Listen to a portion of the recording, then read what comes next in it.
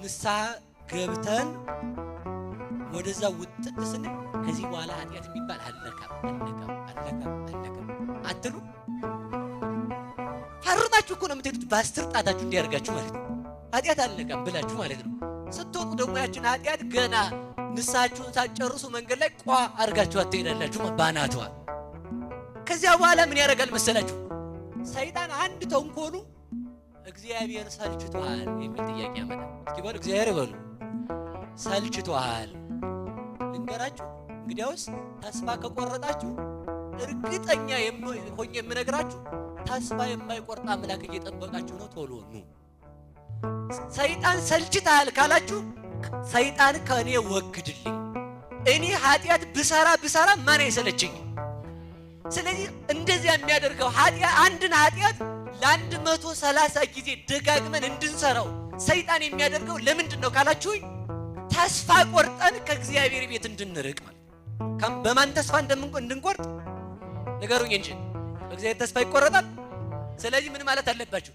ሰይጣን እግዚአብሔር ቢምረኝ ተስፋ ካልቆረጠብኝ ዛሬም እድሜ ከሰጠኝ ዛሬም ከሱ ጋር እሆናለሁ። ንስሐ የሚገባው እስከ መቼ እንደሆነ አንድ ነገር ብቻ ልንገራችሁና ልጨርስ። ኃጢአትን አንድ ሰውዬ ነበርና ንስሐ አባቱን ሄዶ አባ ይላችሁ ሁሌም እርግጠኛው የምነግራችሁ ኃጢአት አለመስራት ትፈልጋላችሁ? እስኪ እጃችሁን አውጡ እጃችሁን። ሙቱ በቃ። እውነት ኃጢአት የማይሰራው ከተሞተ በኋላ ነው። በዚህ ዓለም ሆናችሁ ኃጢአት አልሰራም በቅተሃል ወይ አንተ እንደው ይሄን ጉራ አታምጡ። እንግዲህ ምንድን ነው የሚባለው መሰላችሁ? ዛሬም መጣ አባ ኃጢአት አስቸገረኝ፣ ዛሬም መጣ አባ ኃጢአት አስቸገረኝ፣ ዛሬም መጣ አባ ኃጢአት አስቸገረኝ። ምን ላድርግ አላቸው። አሁንስ አስጠልቶኛል። እንኳንስ አላቸው እንኳንስ ኃጢአቴን መናገር ለርሶ ኃጢአት መስራት ራሱ ሰለቸኝ አላቸው። እንኳን ኃጢአት መናገር ኃጢአት መስራት አልሰለቸንም? ኃጢአት ዘወር ስንል 30ውን በአንድ ጊዜ አገበስብሰን ውልቅ። ከዛ ምን አሉት መሰላችሁ?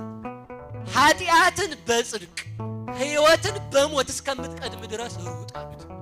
እስኪ በሉ ኃጢአትን በሉ በምን ሕይወትን በምን ንስሐ የማይገባው ከሞት በኋላ እስከሚሞቱ ንስሐ ይገባል። ንስሐ ከገቡ በኋላ ደግሞ ማን ይመራል?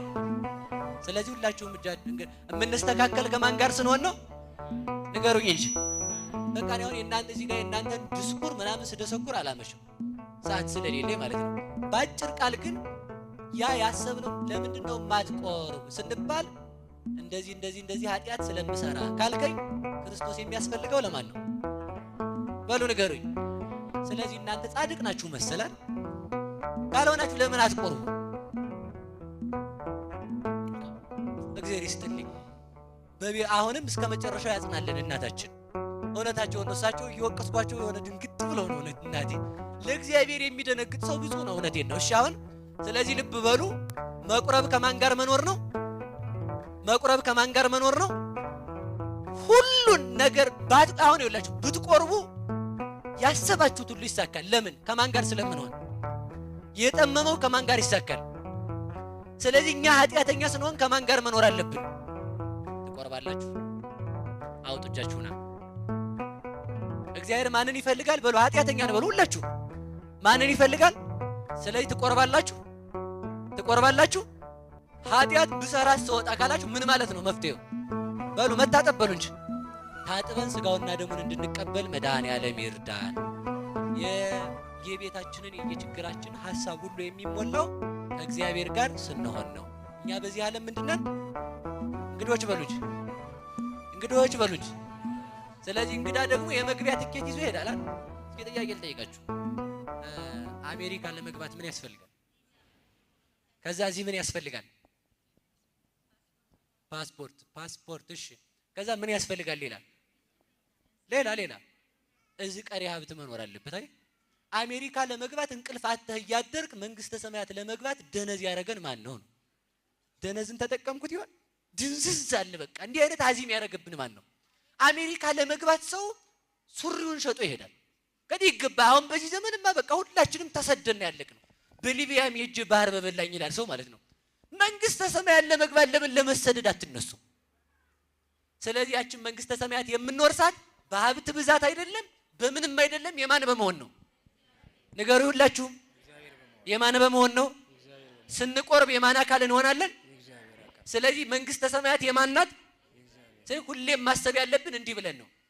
መንግስተ ሰማያትን የሰይጣን ከመሆንና የእግዚአብሔር ከመሆን እስኪ በሉ ላይ የሰይጣን ከመሆን በሉ። ከዛስ የማን ብትሆኑ ይሻላችኋል? ኃጢአትን መተው የኃጢአት መተውያ መፍትሄ አንድ ነገር ልንገራችሁ።